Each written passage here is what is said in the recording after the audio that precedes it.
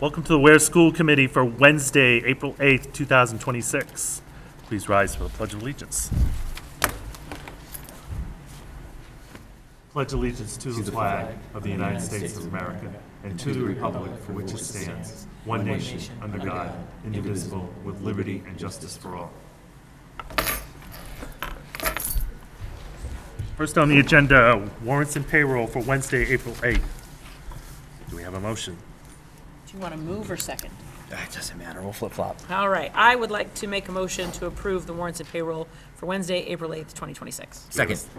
All in favor, I say aye. Mike? Aye. Mel? Aye. Approval of minutes for March 25th, 2026, regular business meeting. I'll make the motion to approve the minutes from Wednesday, March 25th, 2026, regular business meeting. I second. All in favor, aye for myself. Mike? Aye. Mel? Aye. Report from the student rep. Alexis Russell. This is the SMK School Committee update.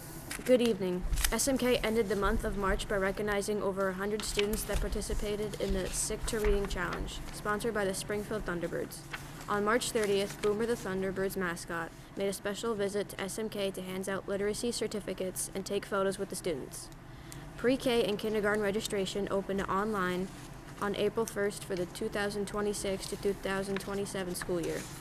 Additional information has been posted on the SMK School Dojo story.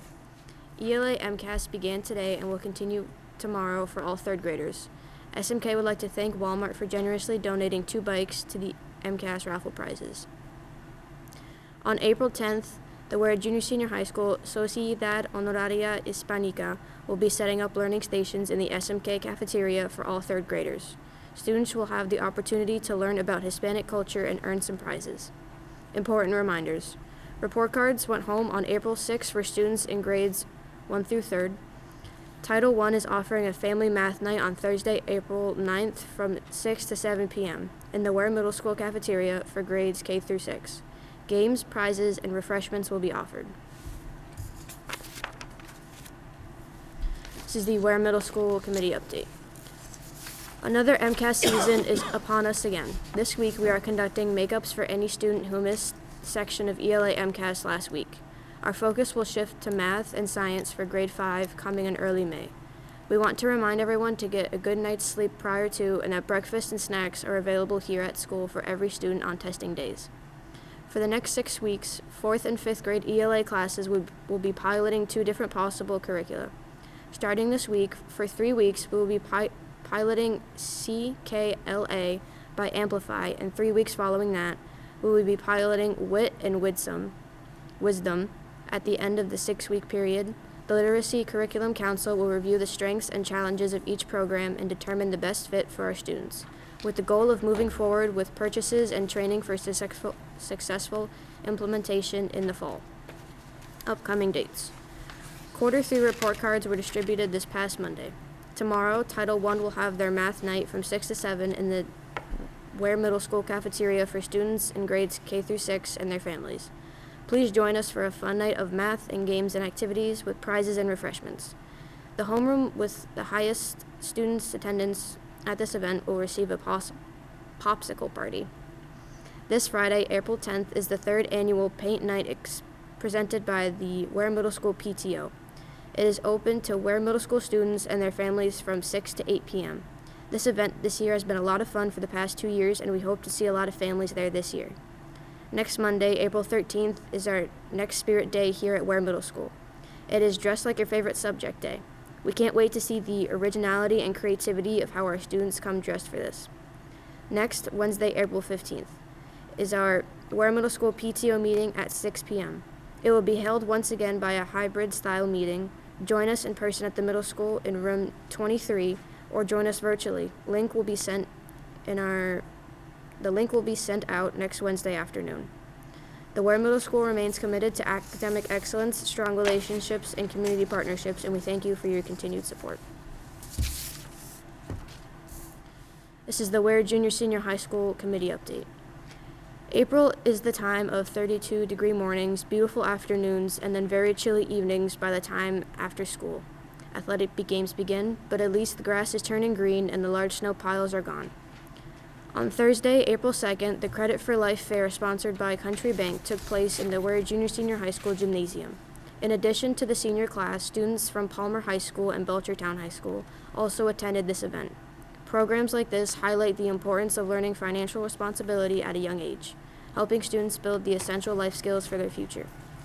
Also on Thursday, April 2nd, Assistant Principal Miss Ivy Peretz and the Athletic Director Mr. Thomas Shamgosian attended the annual MIAA annual meeting held in Westboro, Mass.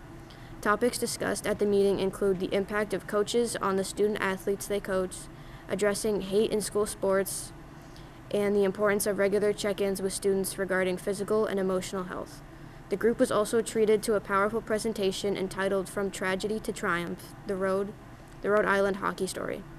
This presentation detailed the shooting that occurred on February 16th during a high school hockey game and how the teams, coaches, community, leagues, etc. responded to the tragedy. This moving presentation highlighted the importance of consistency, compassion, conversation, and grace in the time of chaos and panic. On Saturday, April 4th, the Ware Junior High School Student Council hosted its annual egg hunt on the track.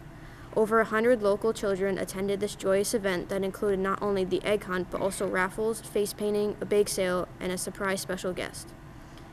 On Monday, April 6th, staff meeting faculty and administration discussed the primary challenges currently affecting our students, including incomplete work, attendance concerns, class cutting, disrespectful behavior, and inappropriate cell phone use. We worked collectively to examine the underlying causes of these issues and identified strategies to better support our students. Prom tickets are now on sale. This prom this year will be held on Thursday, May 7th at the Wyckoff Country Club in Holyoke, Mass. Third quarter report cards went live this Monday on April 6th. And that is all. Questions, comments? Sir. All right, thank you very much, Alexis. Thank you. Thank you. Now we'll move on to the report from the interim superintendent. Yes, good evening. I'm remiss in not including it on my report, but I just want to emphasize the Credit for Life affair that was held at our senior high school was really just fantastic. What the Country Bank does for really three towns. It was Belchertown, Ware, and I want to say, was it Palmer or was it Palmer? Palmer was there, and the kids were great. It was really go around and you talk. They go to these various stations about life, so they learn about credit for buying cars, houses, different things, how to save, get a credit score. Many don't know what that is. It was really fascinating. So I'm glad we did it. I think this is the 15th year that we've hosted, so it's a great opportunity for kids. Speaking about finance, I did meet with the Town Finance Committee on March 31st and reviewed the latest budget proposal and answered their questions about budget priorities in our proposed budget.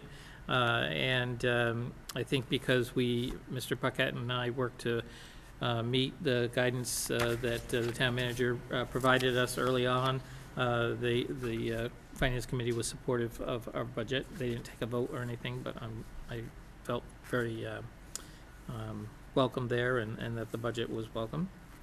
We have begun the conversation and begun the project for the chiller, and we discussed the timeline. I was hoping that it was going to be done a little sooner than it is, but because of the ordering timeline, which is about 8 weeks, they have not yet placed the order. It should be on site sometime by mid-July, with installation beginning in August, then testing done by early September with a completion by the end of September. So it should be up and running by the end of September. So we'll still get some use out of it this month, that month, and the shoulder months as well. Good thing is the majority of the work is outside, so it shouldn't interfere with school starting. There is some work that they have to do inside here on the second floor. They call it the mezzanine, but that shouldn't interrupt with anything, in terms of what kids will be doing in the cafeteria and so forth.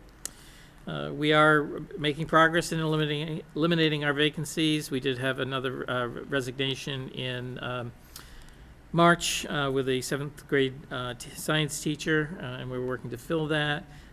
We still need to fill an ETL position. For grades 6 through 12, we thought we had a candidate, but she ultimately decided not to come with us.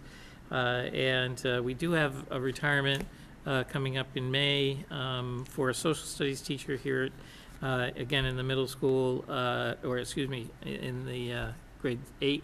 And because it's in Massachusetts, you can retire on your birthday.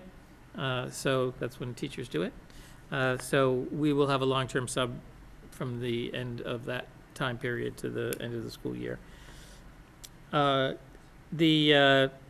as soon as we pass the budget here, I will work with the principals and we will finalize our list of anticipated openings. We'll call them anticipated, because until it passes really at town meeting, we don't know that we'll have the money, but we'll go through all the processes. I hope to get interviews done and completed and candidates lined up.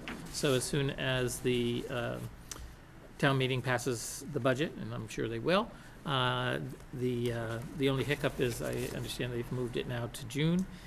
So it's a little later in terms of what I'd like, but I don't think that will interfere with us getting good candidates and making those important decisions. I did include information that I received from the Massachusetts Superintendent Association on the supplemental budget, which is being discussed right now. This is for FY26 by the state legislature. The House has passed a budget, a supplemental budget that has a number of items in here for K through 12 education, where conceivably could receive some resources from. So definitely for special education costs through the circuit breaker, increasing resources, possibly through transportation as well. They are putting in money to include for districts who are trying to do regionalization or shared services, and definitely trying to look at raising money for the rural aid. We currently do not qualify for rural aid, but we did learn recently that we do qualify for REAP, which is a rural educational assistance program. And so we will be applying for that, and that is not a competitive grant, so we should be receiving those funds for the next fiscal year. They also put in money for mental health supports, which I do believe is so critical everywhere in public schools, all schools. And then $1 million to support phone implementation, phone-free school implementation. So we are certainly gearing up to draft our policy and work on work that really was started, I think, last summer or maybe last spring. But definitely at the junior high and senior high, we're ready to do something that's significant. And I don't know what specifically they're going to come up with. I know the House has passed a version of a bill, but the Senate has not taken that up, and I don't know when they're going to. So that still may be farther down the road. So, and that's my report. Any questions, comments? Question, on the second item, the last sentence talks about work being done in the interior of the kitchen.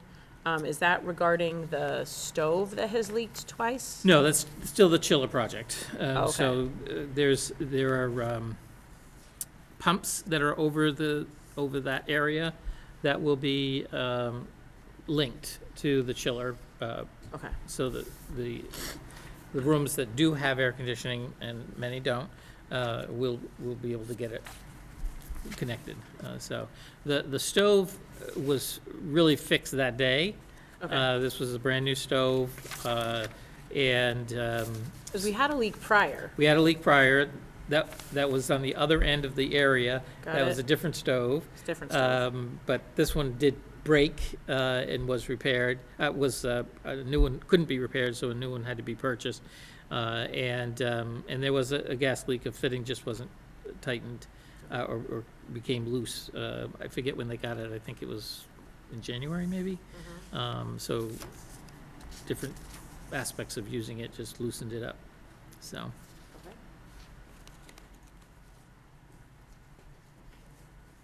I have another question. The 2.5 million for student mental health supports, do we plan on using that mostly for staff? I don't know what the specifics are yet. Okay. This is just, they just put out the bullets about the amounts of money. This is all from the fair tax. So they're spending, you know, that's the pool of money that they're spending to address these issues. But I don't have the specifics as to what they're actually going to try to target. Okay. All right, we will move on to the report from SMK Principal Pam Wazowski. Sorry, I was I Go for it. butcher names. I was- I'm sorry, Pam. We were just talking about that. All right, thank you. Good evening, everyone, and thanks for having us tonight. For those of you that don't know, this is Paige Clark. She's our new assistant principal. Hi, everybody. She's along for the ride tonight, and we're going to share a little bit with you just about some updates that are happening at SMK, and also we want to touch a little bit upon the strategic plan and how we're implementing that at SMK. So you are all familiar with this. This is our second year in our strategic plan. All of these pieces are incredibly important at SMK, but we thought we would break some of them down, and then we have some exciting news to share at the end that Paige will share with you. So attendance. Attendance is something we strive for every single day. We really need to get those kids through the front door if we are planning on making progress with them. And it is a easy thing you would think at the elementary school, but some of the challenges we have is it's more of a family dynamic, because oftentimes elementary students are not giving their parents a hard time about coming to school. So it's really about impacting the family routine and making sure that parents also have the same understanding you do of how important it is to get them through that front door. Right now, we sit at about 93.5 as far as daily attendance goes. And I did add the state averages for last year for both these categories. And for chronic absenteeism, we're at 137 days, so that's roughly anyone with 13 absences or more at this time, because it's 10% of the school year. We sit at about 17, which still feels a little bit high at this time right now. I think we were hit with a lot of different seasons, the flu season, right now it's stomach bug season, and I know those things are hard, but sometimes you feel like a villain on the phone when you say, are they throwing up? Do they have a fever? Then they should come. Because we all know from having kids, sometimes your kiddos need a day or two. But some of the things SMK has been working towards is really identifying those kids early. So within the first month of school, identifying those kids that struggled, reaching out to parents ahead of time, having meetings early on. You know, like, you want to see me? I've only had 3 absences. I'm like, I know, but let's come and make a plan, because last year you maybe had this many absences. So it's really about identifying those kids early. We have had some success, but I do find, my guess would be, there's some predictors that if they struggled in kindergarten and first grade with attendance, they often continue to struggle. Sometimes when we talk to Ms. Thompson and Ms. Sears at the high school, and they talk about students they're struggling with, they're names that I also struggled with. So it's really about finding better ways to kind of connect with the family early on. So we are a part of an attendance website where they have lots of great things to send parents to kind of put things in perspective. So we are still working on that, but really attendance is such a predictor of a lot of things, including graduation rates, which we talk about a lot. So that's certainly something we want to set a strong foundation with. Our second goal is a little different than the middle school and the high school, who focused on coaching. We focused on transitions and maximizing instructional time. That's really, we don't have a bell schedule, right? But after breakfast and after announcements at 9 o'clock, we really want those teachers starting instruction right away. And really going until that 3:10 mark when the buses come. So it's really about taking the time that you do have and doing everything you can, which includes best practices. Those are things they should be doing.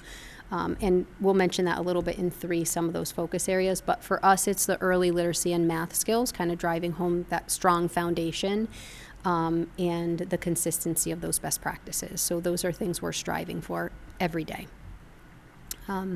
When you're able to maximize your instructional time, you really can get to the academic language and discourse. I know the district has heard a lot about discourse, and even prior to 2 years ago, it's always been an important part of the school day. And even though the students are young, student voice is so important. It gives them vested interest in the conversation. It increases student engagement, and really it makes them be in ownership of their own learning. So that's really important, and teachers are the facilitators of that. I'm lucky we have a great staff that has really dove into that and provide multiple opportunities for kids during the school day to use their voice, and that's been really nice to hear. That's something we're looking for when we're going through our evaluations. We'll call them like missed opportunities, or times where they really shined. We're trying to emphasize those on teacher evaluations, because it's really a very critical thing at SMK. The last two are high-quality instructional materials. I have math curriculum there. As you know, we started iReady last year. We are still navigating iReady. We've had some challenges. Some grade levels are better than others, and that's just meaning that they feel like the curriculum is more accessible for all kids. In certain grade levels, we struggle. We have been working with the consultant and trying to iron those things out and trying to find high-quality supplemental materials as needed. So those things that other districts have found. So we're in constant communication with those things. Wonders is our ELA program, but we are looking to replace that. Our reading curriculum is up to the point where we're ready to renew, and I'm not sure that we'll stick with Wonders, but we're trying to learn from what the middle school is going through with the PRISM grant. We've been invited to be part of it, just as to listen and kind of hear what's out there and just kind of start thinking about what type of program SMK could benefit from. So that's something we're going to be looking at, and we currently have implemented, but really over the last, I would say 2 to 3 years, some high-quality phonics programs. Those are the two programs you see, UFly and Hegarty, and nothing makes me more proud when Ms. Thompson tells me that the last 2 years, those groups of kids that we've sent them are the highest readers they've had in a long time, and not just the high, even the students that were red and yellow, like making gains, it's huge. So that tells me those programs are absolutely working. So I'd love to find an ELA program that complements that.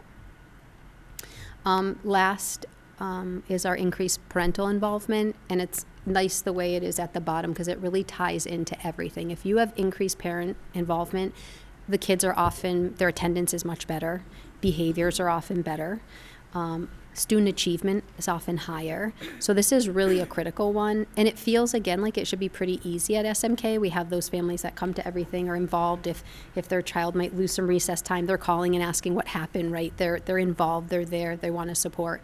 So it's really about reaching those parents that maybe don't feel as connected to the school and trying to figure that out. We've really focused a lot on positive communication, so trying not to just reach out when things are rough. I'm guilty of it too. You know, you reach out to those parents when you need to, but really trying to catch the good too and making sure parents understand, you know, how much we enjoy having their kids at school. And then making sure events and outreach is accessible to all parents, because sometimes there's transportation barriers. Sometimes parents just didn't have the same school experience that we want to provide, so they don't love coming to a school. So really trying to find ways to make it more positive, and getting people involved is something we've been focusing on and working with the teachers and the staff. I do think overall we have great attendance at our events, but things like PTO, we'd like to see more people involved in some of the smaller events. So we'll continue working on outreach for that. Hi, everyone. Okay, so this is really exciting for SMK. I do love SEL. It's a passion of mine. And so ensuring that students feel safe and responsible and respected at school is a big thing. When I left my previous district to come here, we had just finished a 3-year cycle of PBIS. So PBIS is a nationally recognized system, evidence-based. It does stand for Positive Behavioral Intervention Supports. And so it does, and it costs a lot of money. But when Pam and I were looking at the data in like late fall, there was an uptick of some behaviors, major and minor. So when you look at major and minor behaviors, you have to sort out like, what are we missing, right? Like, what do the students know versus not know? Do they understand what they're asking them? So the bathroom was a quick example of how this idea came to be. First graders, boys in particular, didn't recognize, I'll be frank, a urinal. And so they weren't really sure how to use that tool in the bathroom. So we made a presentation and pooled all the boys in first grade, and we're like, just gave them explicit pictures from their bathroom and like explain step by step, like, these are the expectations in the bathroom, this is a toilet versus a urinal, and it really decreased the janitor calls. Like, Miss Lynn, the custodian, was like, I don't know what you guys did in the bathroom, but like, their students are using it appropriately. So then we decided to think, you know, there's some issues in the cafeteria, of course, and classroom is classroom, but, you know, teacher managed versus office managed. And I was sharing with Pam the vision of PBIS and what it looked like from my old district. And we approached our school-wide leadership team, the teachers that we meet with monthly, one per grade level, and we pitched the idea. So with feedback from our leadership team, they were all on board, 2 thumbs up, then giving it to the whole staff, working together on identifying what our targets are. So the 3 targets across the top were agreed upon targets from staff, like staff were surveyed. We went through lots of PLC time to create this because staff input was really, really important. In order for this to work school-wide and be an actual system, we need everyone's opinion to be mattered and heard and agreed upon expectations. So now at SMK, we have all agreed that we would love to see students be respectful, responsible, and safe across all the indicators, the colored indicators on the left. And so that matrix, the poster was created. They're in every classroom. They're in all the other locations. And students we had mini assemblies with every grade. So those 3 targets were broken down in their language. So the pre-KK assembly looked different for grades 1 through 3 with visuals, and just had meaningful conversations with students about what does this look like. So they're all aware of the expectations. They're really excited about following expectations, especially in a location like the playground. Like, teachers often, oh, you guys can do this. And another teacher might say, no, don't do that. So it just brings us all together to have agreed upon rules. And when you have agreed upon rules and language that go across the whole building, we really do increase school safety. It increases academic time on learning just because everyone has the same expectation. It creates a positive culture, and it really does reduce those minor discipline incidents. And then it just feels good, right, to have needs met in a positive way. So the positive indicator is we created those little, they're like coral tickets. They're about that size. They look like a Post-it note. And on them are the expectations. So when students are, you know, caught following the expectations, every staff member has them. The cafeteria has them. They're on the bus. They're on the bus, which has decreased my tickets and my bus tickets. And janitor, everybody who works in SMK has these tickets. And so the students receive them at all times of the day, throughout all locations, with a positive, specific feedback for them. Like, great job walking in the hallway. I love how you're being safe. Thank you for being respectful and waiting for your friend in line, or keeping your hands off their bodies. And the student just makes a check, and it's the student's, the teacher or staff member just makes a check, and it's the student's responsibility to put them in their special place. So each classroom has designed a special place where the kids keep their tickets, and then they are now turning them in for rewards like cash, bundles of 10. Kindergarten might start at 5. So in addition to having a classroom menu where, like, 5 tickets, everybody loves those cool water bottle stickers. So like 5 tickets for a water bottle sticker, 10 tickets for a fidget. In addition to that, we're creating a school store that the kids will also have access to at the beginning of May, the first Friday in May.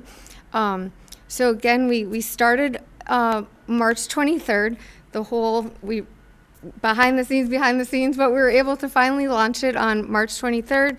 The school buses launched it on a week later, the 30th, and there's just been a lot of positive energy coming back from the students. Today, there was probably 10 kids coming off the bus, waving their tickets around. I'm like, oh my goodness, tell me how you got that. And they can now say, it wasn't just like, I was good. So they're using the language, like, my driver said I was sitting safe. And so, excuse me. So it's just really making, instead of like, I had a great day, it gives them specific, targets of their day. Like, I was really respectful to a friend, and I was responsible, and I helped my teacher do blank. So our language has increased across the building, as well as the positivity, and our minor behaviors that we were seeing an uptick in have definitely decreased in this short amount of time. So we thought it would be a great time to pilot it now, make some adjustments come August with staff and what do they need, what worked, what didn't work. But our next step is to get individualized posters, like just for like the restroom, and then those indicators would be in the restroom and cafeteria. So that is our full school matrix, but we're going to break it down and make it more individualized visually come August. But as of right now, it's going really well. So we're excited, and hopefully we've received some positive feedback from parents too, like, oh, my child's really talking about their tickets. They can't wait to turn them in.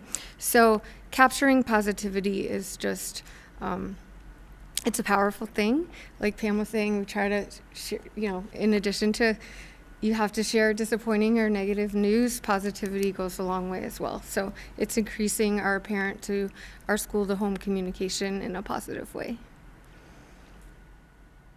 Does anyone have any questions?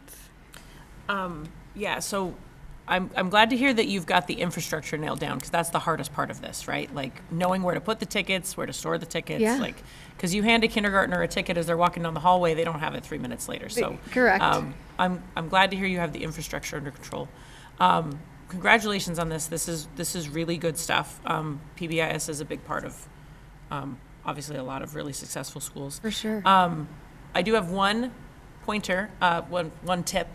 We've been doing PBS in my school for a really long time, and the non-tangible rewards are way more popular than the tangible ones. You So got like it. being line leader, even walking out of the line, like you don't have to walk in the line, you can walk next to the teacher. Non-tangible stuff like that is a really Thank big you one. for sharing that. We definitely have some of those coupons on the school-wide store as well, like lunch with the principal. Yeah. Yeah. Lunch with a friend. Lunch with a friend, Yeah. preferred seating, like the flex, like star seat of the day. Mm-hmm. Absolutely. Thank you for sharing that. That's something we definitely considered, and I believe some And of it's the inexpensive. I was just gonna yeah, especially third grade. As kids age out, I came from a school that was 1 through 6, so sixth graders after 4 or 5 years of PBIS, what more do they want? Like tangible, you're right. And then they just thrived off of extra recess, extra Chromebook time, special gym time. So those things equally matter as well. Thank you. Yeah, we also had the fifth graders at my school. They can choose a walk-in song, meaning like during Oh, that's arrival, cute. they can choose a song that's playing like just Yeah. like on the teacher's phone, just so like it doesn't I love disturb that. anybody else. Obviously, you have to check and make sure it's appropriate, but the fifth graders love the walk-in song. They really love that. Awesome. Thank you for sharing that feedback. Pick your brain later. Yeah, for Yeah. sure. I did have another question. You mentioned your data for minor and major behavior incidences. Like, what is your write-up policy? Like, is it a piece of paper? Is it a Microsoft form? Like, how do teachers communicate? In our iPass system, so where we take attendance and where student data is, it's inside that. It's a discipline report. So if, our general rule is anytime you're calling for support, that is an automatic, you need to put that in. Yes. The teacher who witnessed it and saw it and has all the details, because you don't want to talk about that maybe in front of the student when you're receiving a student. Right. So that's an automatic put in, but we also ask teachers to put in any type of behavior that's outside of our normal expectation. So if a student is saying no and refusing, it's not like go to your computer and put that in. But if you can't redirect them and get them turned around and you're reaching out to a parent, I mean, that should be information in the system. So when we go to say, you come to us and say, well, the student's really struggling, and we're like, that's weird, we've never heard about it, we've never written any, referrals, because we get all the referrals and we get notified and then we review them and then we can enter if we intervened, and we can also see, like, say a teacher wrote like 5 and we notice in the consequence or in the box where it says what did you do as a teacher, there's nothing checked off like reached out to a parent. We might be able to say like, hey, we noticed you've had 5 referrals, have you tried reaching out to a parent yet? Most of the time they have, sometimes they just miss that part, but it's just good communication so we can track, and it's good data to have on students that are going from either grade level to grade level or teacher to specialists. Some teachers have a higher threshold than others, and that's always the challenge, is getting people to all have common understanding of when to. But I think we had a lot of teachers reporting this year, which makes it a lot easier because then we have that data. Yeah, so time-wise, it's nice getting it electronically, so then you don't have to double, right? So Yeah. the paper, that paper being eliminated. So we both get an email notification and we hop on, daily and read through them and add any notes or go pull the student. Bus If tickets are in there, so if she deals with a bus ticket, a teacher might not know that it's in their record that's online. So that way it stays all in one place. And then is it like put together in one place to try to like look for trends, like times of day and stuff like that? It's like pie chart. The- Yeah, You have to Oh, I pick love by the pie chart. You have to location, be yeah. good about filling it out the right way, right? Right. You have to pick it can be tedious, like the location and who you reported to and all of this, and then usually, and we'll use them for cases, say we're referring a student and what we want, like some of the data, we'll use those pie charts as part of our referral to say, like, this is when most of the incidents happen, right? I mean, it can do time of day, and location, it can be referred by which teacher, what type of behavior, so those can be organized that way. All right. Um, And the software does all that for you? yeah. Yeah, and Puts we all are that together. replacing it this year. Yes. But I understand the new system does that very well too, and has less, which is a good thing, less disciplinary categories, because I think what happens is you have in there like, was unsafe at recess and disruptive or disrespectful, so that's really hard sometimes a student with both. Right, So it depends on which one you pick, but at least it's all there under the same student. cool. Yeah. We're good? I have more questions, sorry. No, go ahead. The ELA curriculum, I'm so glad you're sitting in on the middle school with that, because obviously if you could have continuity, because most curriculums are K to 5, which kind of puts Kim in a tough spot. Yeah, so obviously if you could have the same curriculum K through 5, that would be a win. I know that we, as a district, have struggled with science curriculum, but a lot of ELA curriculums now are tied into science standards. So I would encourage you to, when you're looking at curriculums, to try to get to one that is tied in with science standards, because I know that if something is cut during the day, it's either social studies or science. So if that is baked into your ELA curriculums, it obviously is more engaging for the kids, and also it lessens the chance of science being chopped if something needs to be chopped. Final question, when you're reaching out to families, how are we with language barriers? Like, do we have many language barriers? Do we not really have a lot of languages going on? Do we have resources to communicate with parents that don't speak English? Like, what do we do there? Yes, I mean, I don't think, we have a small population of students who speak a second language. It's a small population, it's growing, it's grew since last year. I can't say that population is our most concerning population as far as attendance goes, there are a few cases. I do appreciate how we communicate on Dojo, because it translates everything, and you can see when translation's been used either way. There are families that mostly write to me in their own language and then I get it translated upon receiving it, so that's always. Can you please go up to the microphone? Oh, yes. No problem. So the dojo definitely helps with that. We have Lexikey in district, so we get things translated that way, and it's pretty quick turnaround. We set up translations for parent-teacher conferences and things. We generally survey the parents when they first arrive, and then we survey one more time usually to double check if they do want things. We have an awful lot of parents that speak a different language but don't want any of the items in their language. So it's always like, I don't know if they feel like they're inconveniencing us. We offer it. We say, oh my God, it's not a big deal. Report cards and everything. And we don't have a ton that take us up on that. So it makes me feel like they either have other people in the home that help them with that, or we don't want to offend anyone. So what they choose, we want to respect. But I don't find it's a huge barrier as far as things like attendance goes. Sometimes I do worry about like their comfort in coming to like events and things. Sometimes I wonder, a lot of times they might come with another family, but sometimes I worry if that is not as encouraging to come when you're speaking a completely different language and you don't have tons of peers around you. I will And is say, it yeah. mostly Spanish, or do we have a Arabic population, like? I think it's mostly Spanish, but we do have we've had some Turkish families that have come. We have Mandarin, but mainly Spanish, I Okay. would say. That's the most popular one on our That list. was all my questions. Yeah. Thank you. We good? Yes, sir. All right. Thank you very much. Yeah, That thank was you good. guys. Thank you. Thank you, Appreciate Pam. it. Thank you, Paige. Move on to new business, grade 6 field trip approval to Connecticut. Yes, I think that, did you want to talk about the trip? Hello, everyone. I am here to represent the grade 6 team, who all seem to be very busy. So the 6th grade team, and I've been scripted, so I'm gonna read from the script. The 6th grade team would like to request approval from the school committee to go on a field trip out of state to High Meadows Resort in Granby, Connecticut.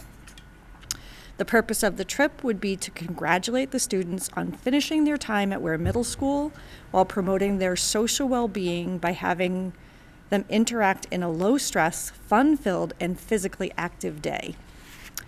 The date that we are proposing would be Thursday, May 28th, with an estimated departure time from the middle school around 7:30 in the morning and returning at 5:30. We recognize that there is an attendance fee, and in past years, we have found many avenues to ensure cost does not keep a student off the trip, and we will continue to do that. We offer some scholarships as well. Everybody who is eligible to go will go.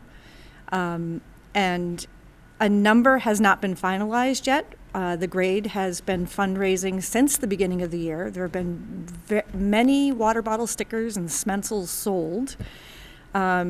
And they're hoping to have the cost land around $50 per student. And the PTO always generously takes care of the busing, and anything extra, they take off the cost. So we're looking for it to be relatively easy for families to have their students participate. Currently, there are approximately 90 students in 6th grade. They would be taking 8 to 10 chaperones consisting of faculty, staff, administration, and parents. So the day that is open at High Meadows, May 28th, the only students that will be there are grades 4th, 5th, and 6th from other communities. I did attend last year, and it was amazing. You know, our students, they all kind of melded together. There weren't any issues. There's plenty for them to do. There was swimming, there's tennis, there's gaga ball, there's more food than one human can eat, but they managed it. So they're well fed. They get to learn about other people from other schools, build new friendships, and just enjoy the day away from the school. So they are looking to get your permission to cross the Mass state border to Connecticut. Any questions, comments? You mentioned that you don't want the money to be an issue. Is there like an objective, like these are the behavioral expectations and that are well spelled out for the students, and that there's no subjectivity as to like you can't go because of your behavior, but you might have also behaviors, but you can go? It's just something that we run into all the time at my school. So I just wanted to make sure that there's something that is very just black and white, like these are the behaviors that get you there, these are the behaviors that stop you from going. Yes. So every field trip in the building will have a behavior contract, which we use for our night events, which is spelled out, right? Not being physical, appropriate language, adults with adults and peers, and classwork refusal. But that's something that's been established throughout the school year. Mm-hmm. Parents will sign off on it, students will sign off on it, and it is reinforced daily. It's not going to be a surprise, and those are the parameters that we'll use. All right. That's it. Then I move that we approve this 6th grade field trip to Granby, Connecticut. Do I have a second? Second? All in favor? Any more discussion? All in favor? I'll say aye. Mike? Aye. Mel? Aye. You're going to Connecticut. Thank you. The 6th Thank grade you. team thanks you, and students.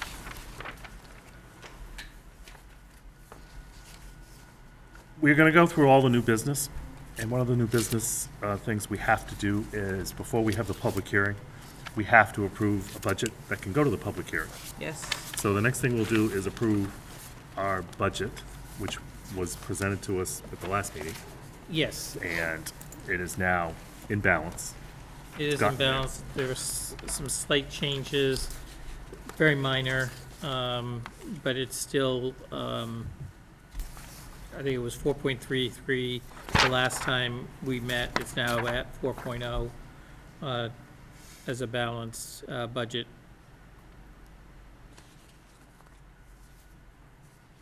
So, that being said, are there any questions, any comments? Any concerns? No, I mean, all of my concerns about the budget are around school choice, and I feel like we're going to talk about that. So, Yes, I'm good. okay. Mike? No, sir. All looks Okay. Then,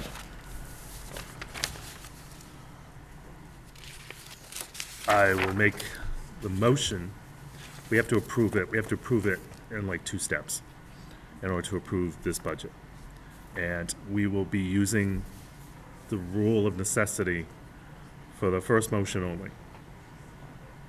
And so I will make the motion to approve line number 245 in the amount of $78,270. Is there a second? Hold on, let me get there. 245. I'm here. Hang on. We have a conflict of interest with a school committee member that has to abstain. I see. Okay, yes. Sorry, did you make a motion? Yes, I did. I am seconding it. Okay. All in favor? I say aye. Mike? I'll abstain. And I say aye. Okay.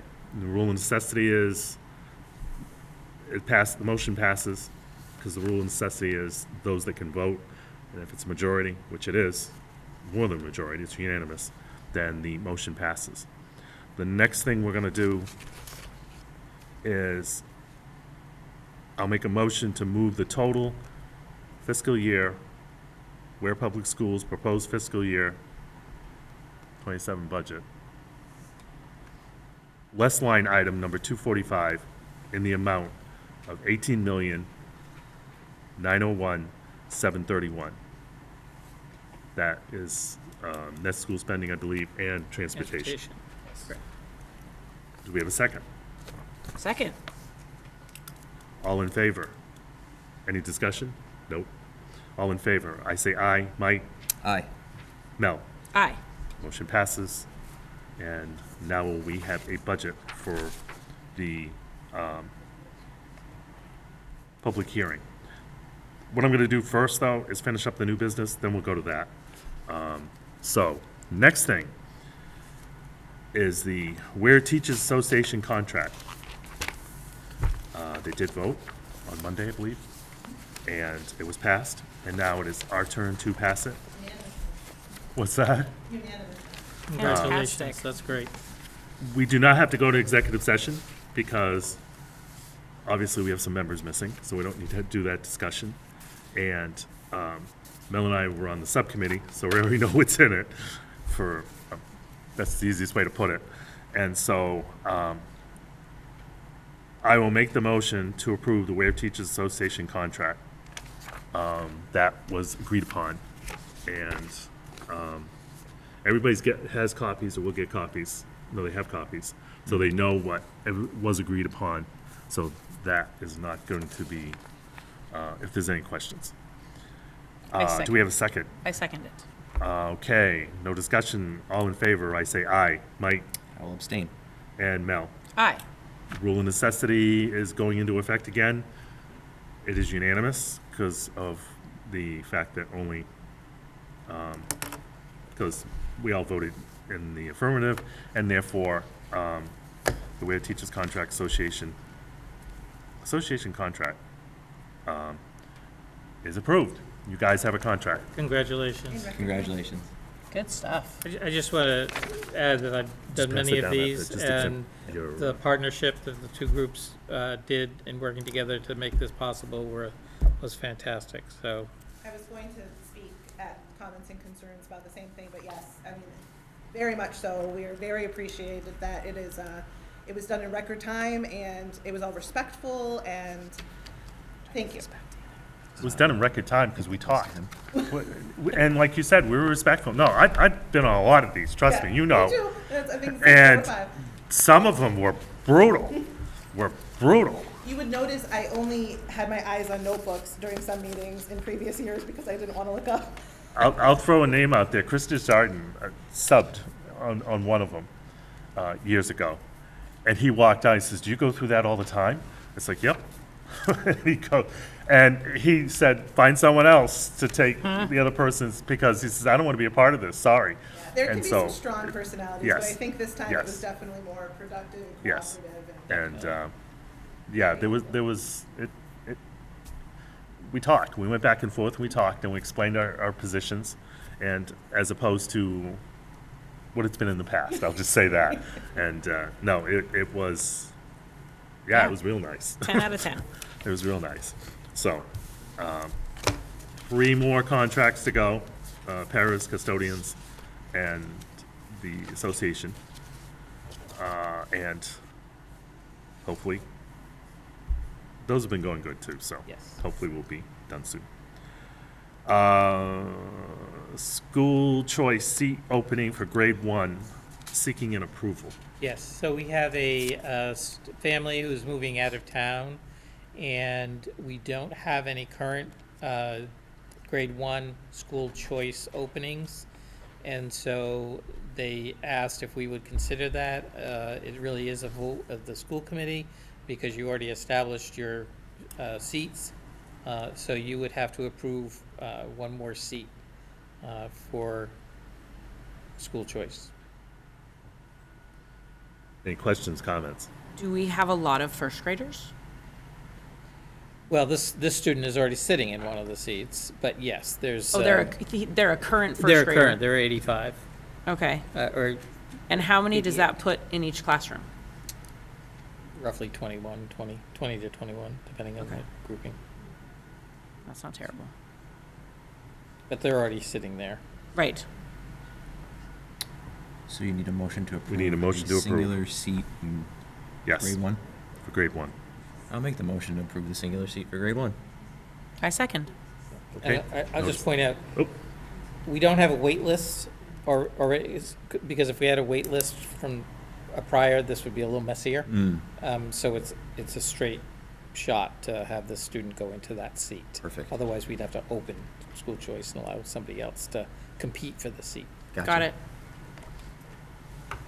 Okay, all in favor, I say aye. Mike? Aye. Mel? Aye. Motion passes. Last thing on new business is 2026, 2027 school choice approval. So this is your school choice for next year.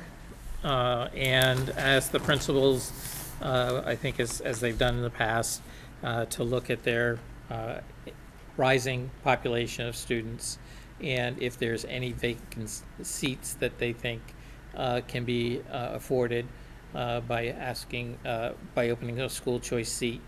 As you can see, you have a chart. There aren't many. We're pretty full, certainly at the elementary level. And,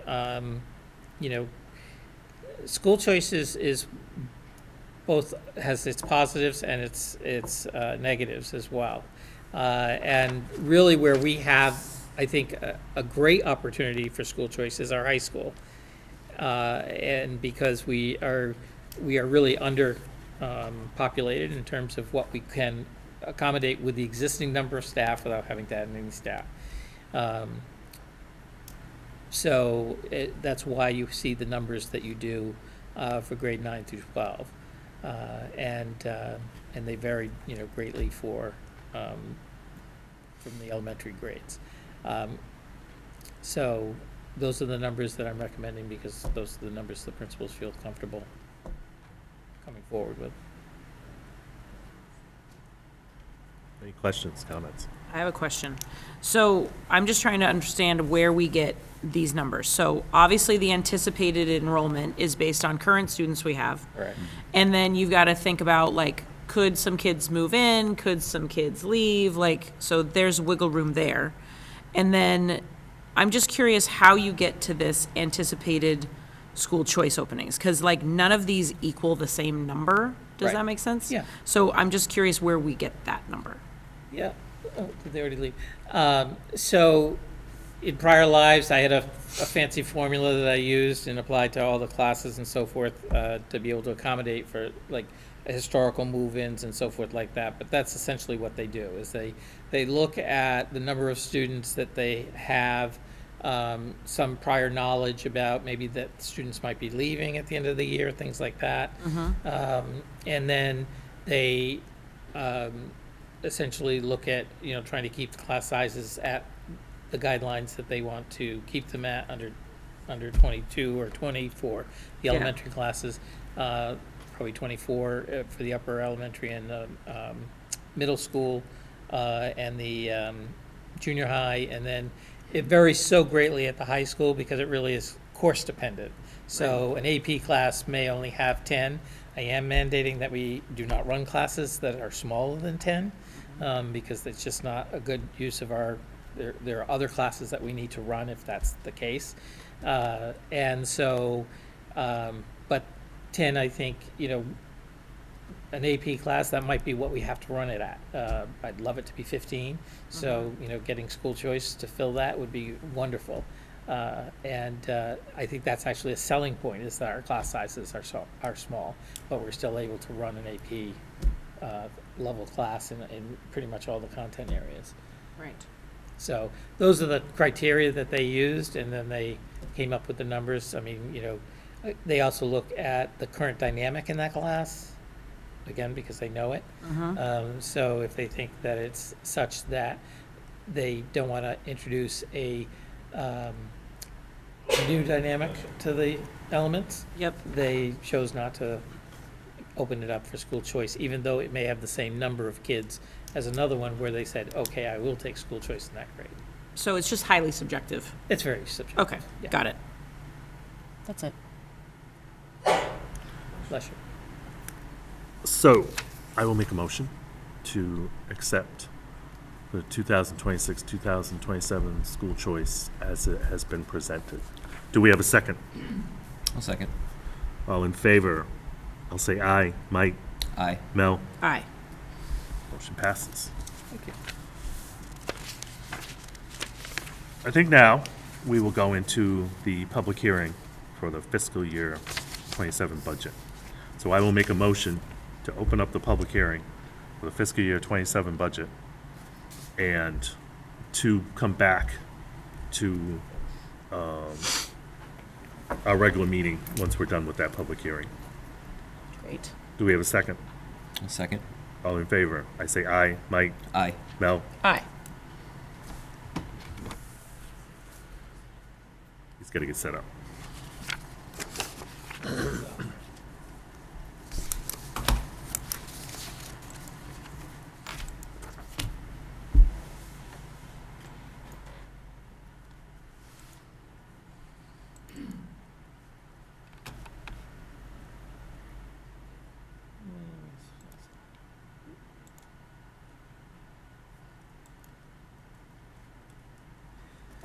So I've presented this before. Some language has changed, but I think that, for the greater public and for those who didn't see it previously, the budget document is the most important policy decision that the school committee wrestles with and addresses, because it incorporates all of the gasoline, if you will, that fuels the rest of the activities that you want to have happen for kids, for teachers, for families.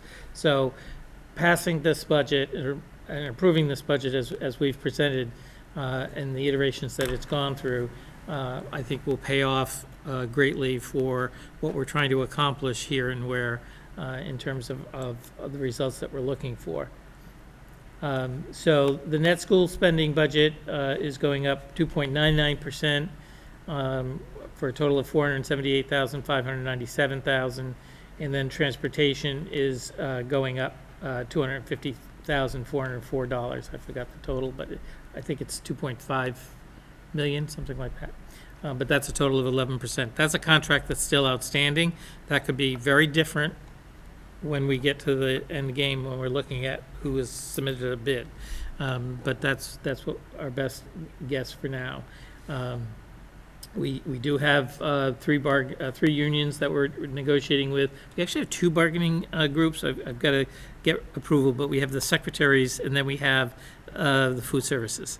They're not, so yes. I've got to pull those in. I wasn't So sure they were up at this time, but they must be, yes. they are. So that total now is at 4%, as I said earlier, which I think in these times, I think is very economical, it's manageable. As Mr. Paquette and I talked about today, we do receive grants, we do apply school choice funds, we do apply circuit breaker. There's a sort of a omnibus warrant article that will encapsulate all of that at town meeting, so that we'll have approval to spend that money, that we get those. So that everybody knows what we're spending on education for where students in where.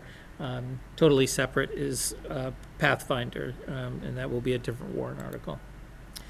So, as I said, this is the most important decision. You've kind of had some uneven years in a variety of elements that are, factor into that, I'm sure, over the years.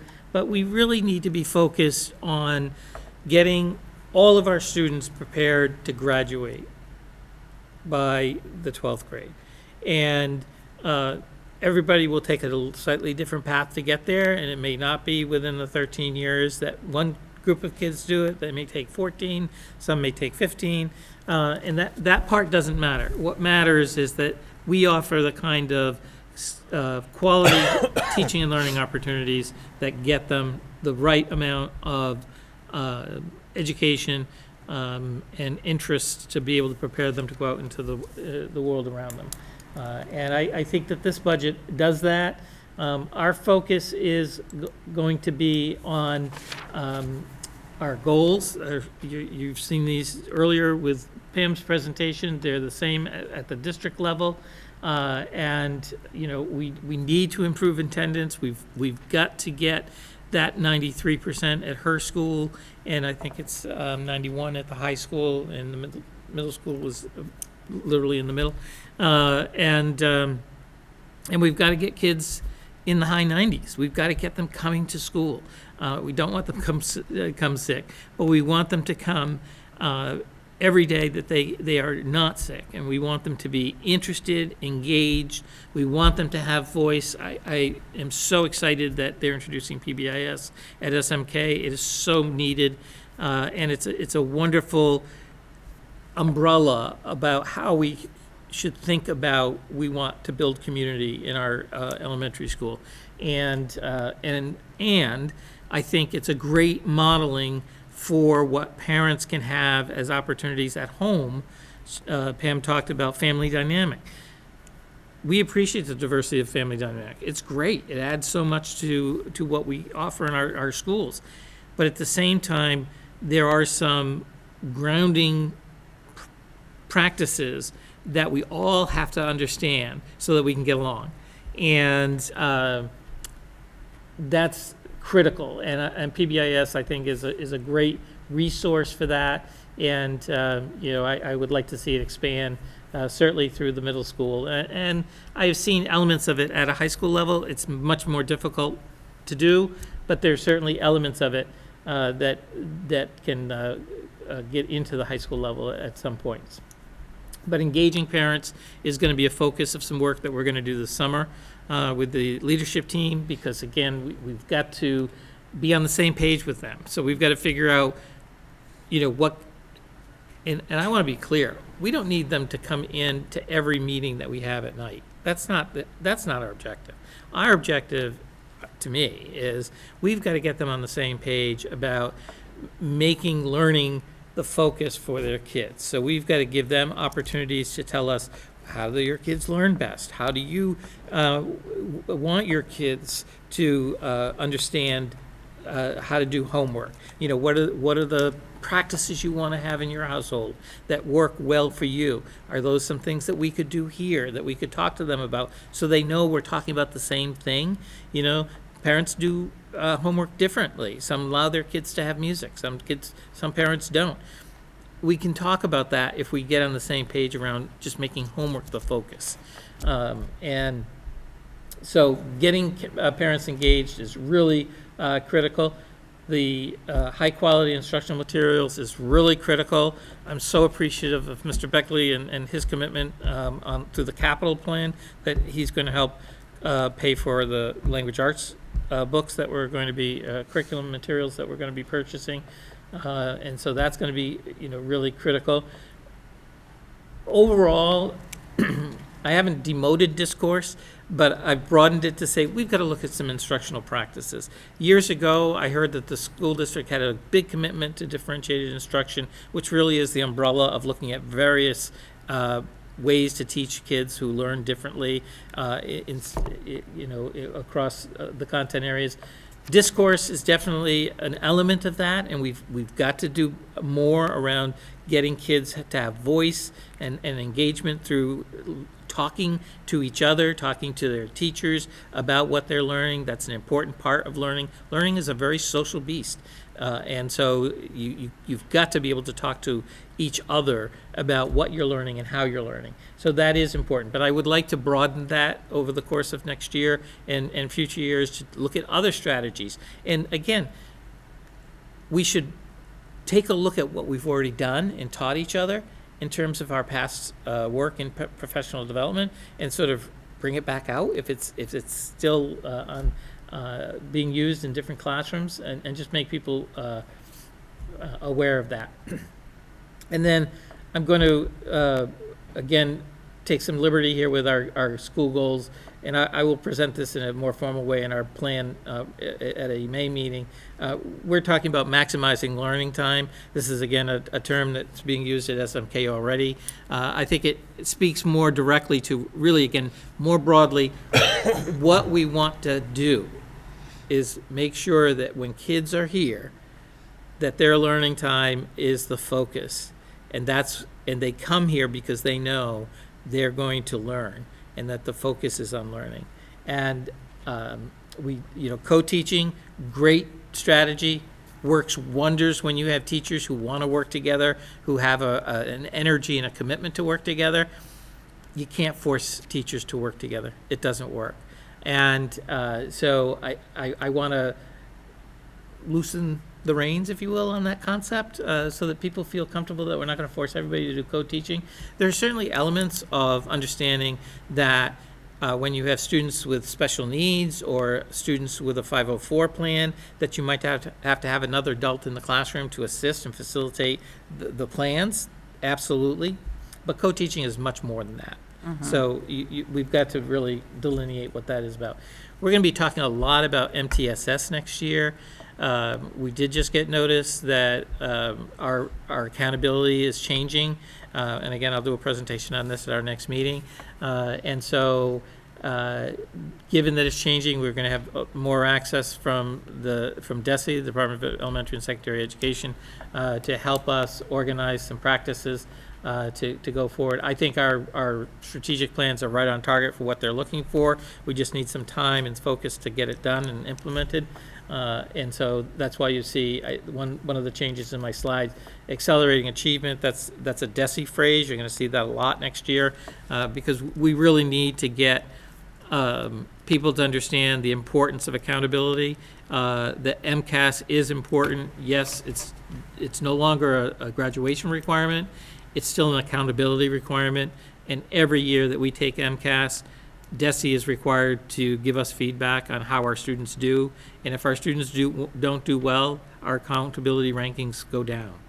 And that has impact, ironically, on funding, on eligibility for grants, things of that nature. So MCAS is still here. It's part of the federal guidance for accountability that the state has built in. It's part of the federal state law. It hasn't gone away in that regard. And the state is on every district about their MCAS scores. So I just really have to emphasize that, and that's part of parent engagement. We've got to get parents to understand that that's important, and we need to give kids the right kind of teaching and learning opportunities. So MCAS is important, but it's not to stress us out. It's just another way we're going to take a picture of how you're learning and how we're teaching, and that's all MCAS is. But it is important, so I need to stress that. I probably should have asked this when Kim was here, but what is the timeline on getting that ELA curriculum buttoned down? So they're going to be doing their next 6-week implementation or piloting, and then they're going to make a decision before the end of the school year and do the purchase over the summer and do some PD for the folks that, so that when they come back in the fall, they'll be ready to hit the road. Cool, thank you. And we are going to apply for the same grant for the elementary school. We did when we applied for this, but we only got the middle school grant, and unfortunately the state is only going to have 15 grants, so whether we get a shot at it, I don't know. It's going to be, it's competitive, I'll put it that way. So, But the curriculum is going to be K to 5, but we can only buy the specific grades? So just for clarification, the curriculum is the state frameworks. That is our framework. That is the curriculum. Fair. These are the materials that we're using to teach the standards and the frameworks. So essentially, yes. Once we know what the middle school is doing, we should be anticipating that we're going to do the same thing, K to 3. Right. But we certainly want them invested and to have the opportunity to learn what the middle school teachers had the opportunity to learn as well. And then we will make that decision by the end of that year as well. Right, but what I'm saying is, like, if you decide to go with Company A, Yeah. when you buy that, you buy the K to 5 curriculum. You don't buy the whole thing. You only buy like grades. We couldn't afford to buy the whole thing. Yeah. I'm with you. Okay. Yeah, we would have to do it in phases anyway. Okay. Yeah. So it works out. I continue to keep this because I think it's really important that Ware feels the pride that they generate as a community, and our educational system supports. We have very strong programs. Our athletics we had 2 championship teams in our basketball, boys and girls. I mean, that's very unusual. We're the Yukon of Central Mass. There we go. That's part of teaching and learning, is to build the capacity to be able to be on teams like that. We are going to have new positions in the new year. There are going to be some trade-offs in terms of what positions we have this year, but we're going to add so that the middle school has a full-time math interventionist and a full-time reading interventionist. So we're adding a half-time math because they already have a half-time person. We're adding a reading specialist at the high school so that they can continue the work of intervention for kids who are on the cusp of learning to read and using reading to learn. Again, I've been saying we've got to start offering really interesting courses to kids so they want to stay here. And if we have school choice, they want to come here. So I'm calling this an engineering teacher, but we're going to have some more conversations about this. We need to look at, first of all, what's in our handbook, in our program of studies, but we need to offer a CTE pathway. And this may be an engineering teacher who also has some robotic skills, some coding skills, some, so that we could offer a few different courses, not just engineering. So this is a new position that we're adding here. We're adding a school psych. They'll be really pre-K through 5, so that we'll have 2, and that will be that will cover the district. But again, because MTSS is such a critical part of what the direction we need to go and build a system of looking at student needs, you really need to have a school psych that's on staff. our contracted person is wonderful. She does a great job, but because she's contracted, her obligation to us is really to just come do the evaluations and the meetings and leave. We need someone who can also be there to have those conversations with teachers, talk with principals, talk with directors, and really build a capacity of understanding when kids are struggling, and be there to help through observation when they've made a plan and the plan is either not working or it's working great, either way. But the feedback has to happen, and there has to be an opportunity for that to happen. And having the school psych on staff will be a great resource for that. We have, again, a math intervention for the middle school here. This is just the other half of what we already have. So SMK and the middle school will have a reading specialist and a math specialist. And then we're adding a special education teacher. We call it our SAIL program. It's a specialized support classroom. This will be new for the middle school. We do have the program at SMK, so we have kids coming up to grade 4 that will be needed, and we'll be adding a para to that program. And because of changes within the staff, the population of students at SMK will be moving a para from that program up to this program, so there'll be some changes there. So those are our new programs. The changes in the other way, we have a retirement at the high school in special ed, and we're not replacing that teacher. And we had a retirement in a special ed para at the high school, and we're not replacing that para. So those resources went to some of these positions as well. And even the school psych will be paid through some grant money that we currently use towards a contracted school psych. So this is the breakdown by school. It varies simply because of the things that I just talked about. SMK, there's really minor changes. So they're going up the 3% that the district budget's going up. 6% at the high school, again, mostly because we're adding a position there. So, I mean, that changes it just that much dramatically. And at the middle school, we're adding a, part-time math specialist, and then we're adding this SAIL program and adding a paraprofessional, really 2 paraprofessionals moved over to that salary, so that changes there.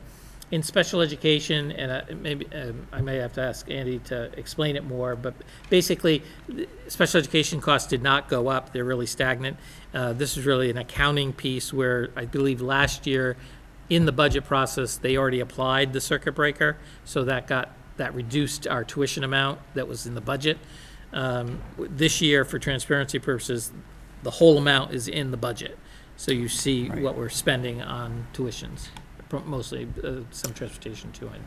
And also the issue is that the amount of circuit breaker that we're required to use is actually more than, we usually use it for tuitions. It's more than what it is that we actually have to budget for tuitions. So we put it as, it's an offset. We reduce the overall ask on the bottom line, because then we'll allocate the circuit breaker once we get, through the summer as to where it is that we're going to use the circuit breaker. So we couldn't totally apply the total circuit breaker amount for FY27 to the tuition lines because it would have put that in a deficit. So it's just really an accounting piece. So it's kind of unfair for special education. Her costs did not go up. And then at the district level, I'm not really sure why it went up 11% per se. We do have the normal expenses, but the transportation is also part of that as well. So. Yes. Any questions, comments? No. I think we'll open it up to the public now. Go for it. If there's any questions, comments, just on the budget and not other things. There'll be time for comments and concerns, but we're just doing what's on the budget. You have to come up to the mic if you want to ask a question or make a comment, because. Good evening. That way everybody can hear it. Frank Bateman. I live here in Ware. So I actually had a few general questions, and then I had some questions specifically about the budget. And I have to say, I wasn't able to follow what you were doing on the screen, so I'm not sure that my questions weren't already answered. But first of all, I understand that the lines in the budget really are fluid, and that there is an ability to move from one line to another. I'm not concerned so much with that. What I am concerned with is, what happens to any excess money at the end of the year? What happens to that? So what we end up doing, it's a practice that we've done in Ware and actually recommended across the Commonwealth, is we charge everything to the local budget first so that we exhaust those funds first. We do use school choice, other grants, other funding sources for the overall operation. So we've budgeted, say, $400,000 for school choice in FY25, I think off the top of my head. But if there's funds at the end of the year, we might only end up using 300,000 of it. So then we are able to use that in subsequent years. It helps us out for the future. Okay, so are you telling me that that stays within the school Yes. budget? It doesn't go into Correct. like the general budget? Correct. And so is there any money left from 23, 24, maybe 25 that is not identified in here? No, that's anything that's left in those prior years would be rolled over into the school choice primarily, that revolving account that then would be available to us in the subsequent year afterwards. So the balance, anything that's left over gets added to the bottom line of those revolving accounts, becoming available in the subsequent fiscal year. And then again, if we don't use, so using your example, if we budgeted to use 400 grand in 22, we only use 300 grand. That $100,000 gets automatically rolled over into the balance of the school choice for FY23. And then if we only use, again, budgeting 400 grand in 23, only use 300, that 100 grand in that year gets carried over into the subsequent year. So it is any available funds at the end of each year stays into the school choice and becomes available to the district for us to use in subsequent years. So I guess then the question is, what mechanism identifies that in the budget? Is it ever really identified in the budget? Yes, we have actually, if you look and Yeah. see, I bet, you know what, I bet I cut it off.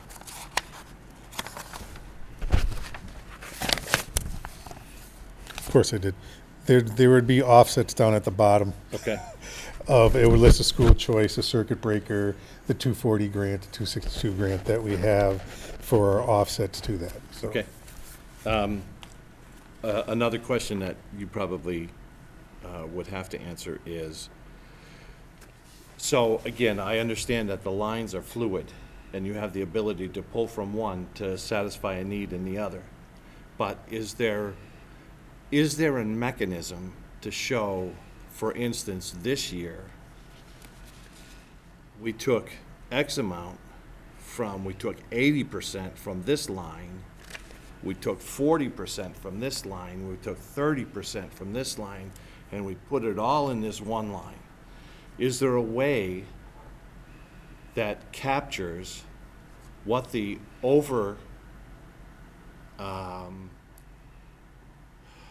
programming and what the underutilization is for each of the lines, so that each year you can look at each line and say, the last 3 years we have been under this line 27% for the last 3 years. We need to jump this one up 27%.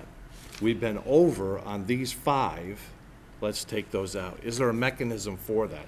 And does the school committee see that? They do actually, because if you look, what we do is we base it on actuals. So we have historical actuals going back almost 5 years, so that we've got the trend analysis of the actual expenses that when the building administrators and program directors come with their requests, in addition to anything potentially new they do have that historical trend of the Okay. actual expenditures by each line going back. I mean, honestly, I have it going Yeah, back no, even further. and I see that. So the actual then really does mean. That's correct. It's the Actual actual spend. expenditure and not what was programmed. Correct. Okay. Then I think that those are the two questions, those general questions. Now, there are a few others that I think, I'm not sure who can answer. On page 2, line 151, the building lead principal, 127,308, up 3%. Line 111, assistant principal, 193,614, up 3%. So, right? Yep. So these positions now account for 3 people, principal, 2 vice principals. I know that we had just approved the interim principal's salary. Is that listed in here? Is that I would imagine it's an increase from the vice principal's position, correct? Correct. Is that listed in here? So, yes, in the sense that we will be paying the acting principal out of the principal line. Okay. So, again, we're talking about 3 funded positions. Are we expecting this year that we'll have 3 personnel in acting positions? Are we expecting that we are going to have a principal and 2 vice principals that are working? Next year, I think that we're only going to have 2 administrators in the building. Okay. All right.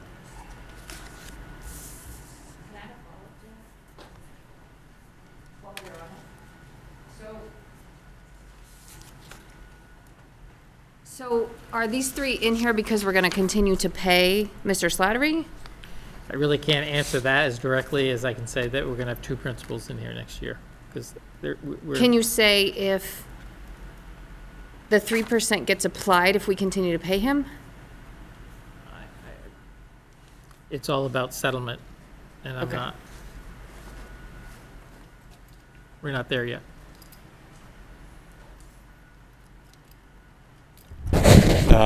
On page 5, line 252, the nurse's salary. Page 5, 252. I noticed that went up 58%. Well, actually, my writing is horrible, so I can't tell, but it looks like 58%. I'm wondering what that increase was about.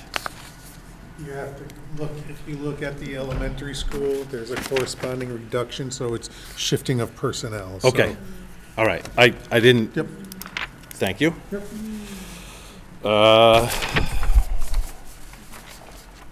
Just to clarify, it's not a straight dollar for dollar, it's just because they're different salaries. so- Yeah, no, and that's fine. Yep, thank you. Page 8, line 312, the grant coordinator salary has increased 174% to $54,731.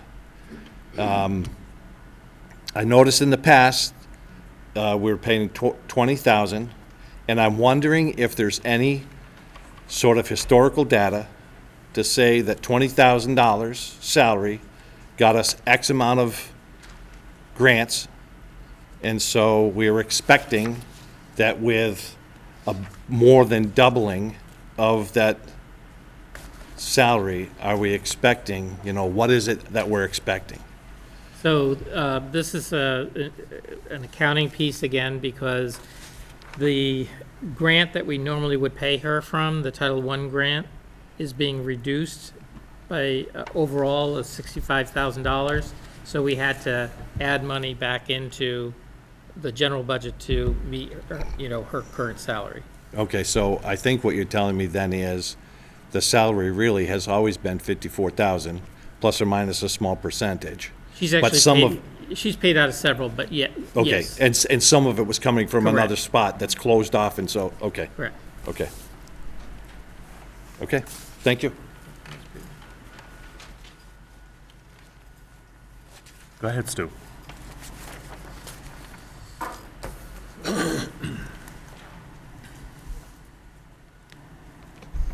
Good evening, Stuart Beckley, Town Manager. Just wanted to thank the school committee, the superintendent, business manager, for, as with every year, being so cooperative with what's the needs and the resources are as for the system, but also for the town as a whole. This is a great example of a presentation that explains the purpose of the budget, so thank you. However, that was the warm fuzzy. I just want to give you a heads up that recognizing that the committee has met what I originally said as a proposal for the funding level for the school budget, that the overall town budget currently still has about a $700,000 gap to close. We're waiting to learn what the state legislature does. But I just wanted to put it on your radar that I may come back and say we need some more. So just wanted to give you a heads up. Thank you. Unless you have That's fair. questions. Thank you, sir. Yes, thank you. Appreciate that. Town meeting still the 11th? Oh, thank you for bringing that up. No, last night town meeting was moved to June 8th. June 8th. What was it? It was May 11th, Okay. 6:30.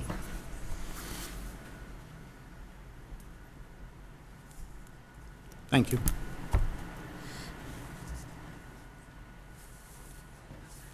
Is that Tuesday? It's usually 6 or 6:30. Kristen Bateman, we're a resident. So Andy already answered most of my questions. I appreciate that you put the school psychologist back in there from last year. That's fantastic. I did want to ask, the 23% increase at the school, so on page 3, line item 187, it might have been in your presentation, but the 23% increase to the high school guidance, is that a moved position as well?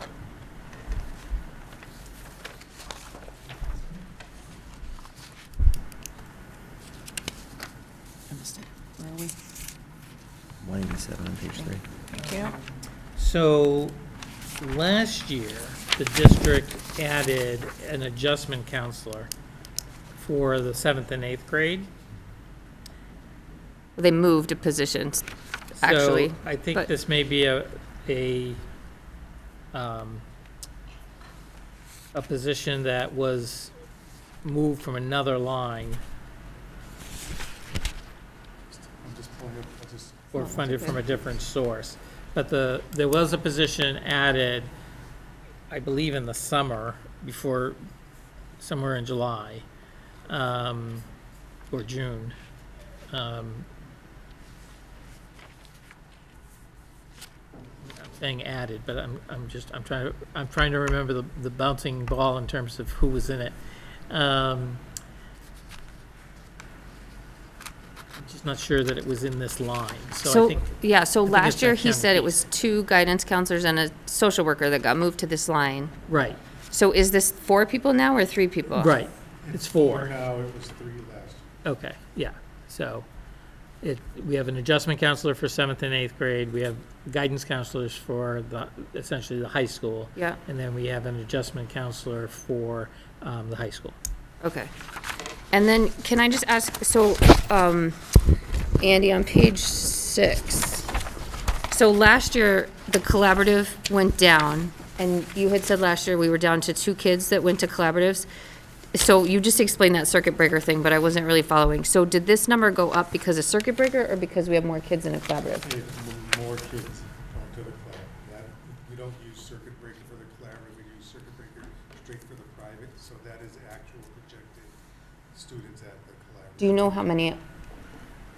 And the number above it also went up, but I don't know what that means, other than public school, the program with other than, That's the netting of the circuit breaker, where it's not reported there where it was reported in 26, because the amount of money that we're required to use for circuit breaker in FY 27 would make that number negative. okay, So we have to use just under $1.4 million, so if I applied the total 1.4, that would be a negative budget number. okay. So The circuit breaker the is presentation- 281, and then the 282 is still just collaborative kids. correct. Yes. And do we know if that went up because of the sped audit? It did not go because of the sped audit, no. Okay.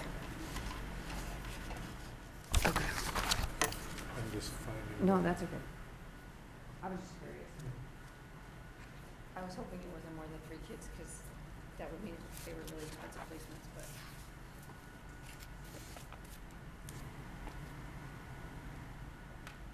We're gonna have a town meeting on June 8th with no air conditioning. There was one last year, there are 2 this year. I thought it was only 2. Yeah, that's always fun. Yeah.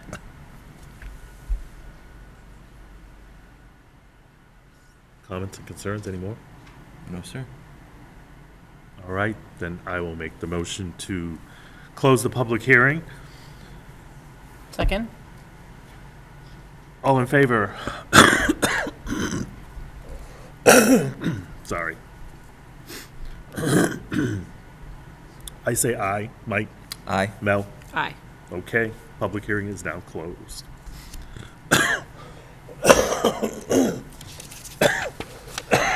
Did you go fill your water bottle? Excuse me. It's empty, but I'm fine. Are you sure? Fine. No old and unfinished business. Comments and concerns. Is there anything? I already said my piece. Okay. Thank you again. Okay. Subcommittee discussion, none. Communications, the only thing I want to mention is we're scheduled for April 22nd, school vacation. We can do the 15th, or we can do the 29th. And future meetings to stay on warrants would be May 6th and May 20th. So May 6th and May 20th are fine. Do we want to do the 15th? Or do we want to do the 29th? Or go all the way to May 6th? I wouldn't suggest going to May 6th. We probably need something in between. So do we want to do the 22nd? Not the 22nd. We want to do the 15th, which is tax day. May not be a good day. I'd We rather wanna do the 29th. What's that? I'd rather do the 29th. That's 29th? Okay, we'll do the 29th. Okay. And then May 6th and 20th follows the every other week and keeps us with the warrants as well. Just a reminder, warrants will be sent out to us during vacation, so we need to get back to them. Only other thing I want to mention is tonight was supposed to be Aaron's last night. He decided not to come for various reasons, but he was with us for 18 years, according to Nancy. 19, he said, but 18 years. And I just want to thank him for his service. I know when it came to meetings, Aaron and I were good television. Stan must have loved us. We had some very heavy debates, but we never hated each other. We talked to each other the next morning, and we usually were on opposite sides, and that's fine. It's all about, we're all about different points of view sometimes, and sometimes we will dig in when we think something is right, and we will vote our conscience, and that's the way it is. It's a democracy. Not one person runs the school committee and makes all the decisions. It's a democracy. So, and some people, and we come from all walks of life, and so different opinions, different thoughts, which is good, and which is why I like debate. But so I want to thank Aaron for his service. It was 18 years. That's a long time. That's like having a child when you start this and seeing him graduate high school. 18 years. It's a long time, and I want to thank Aaron and what he did. And I know times it wasn't easy with us, or with all of us. And in the, but, and I hate to throw this out there, but I will. It's 18 years of really being a volunteer because we don't get paid. So he did 18 years of coming to meetings and participating in subcommittees and different things, and he was the chairman for a while. And we do it for the love. We do it for kids, and we don't do it for a paycheck. So I just wanted to put that out there, that this would have been his last meeting, and we'll have someone new sitting at the end after election, which is Monday, who was the one who used, Will Rogers, I think, said, vote early, vote often. So if you have a chance, not if you have a chance, you need to make a chance to vote, because that's the only way things change or things get done is through the voting process, and not, I'll be criticized for this, but not sitting at home on Facebook criticizing everybody. Get out and vote. That being said, anything else? I will make a motion to adjourn at 8:12. Do I have a second? A second. All in favor, I say aye. Mike? Aye. Mel? Aye. That's it. Thank you, I everybody. didn't realize tonight was going to be his last.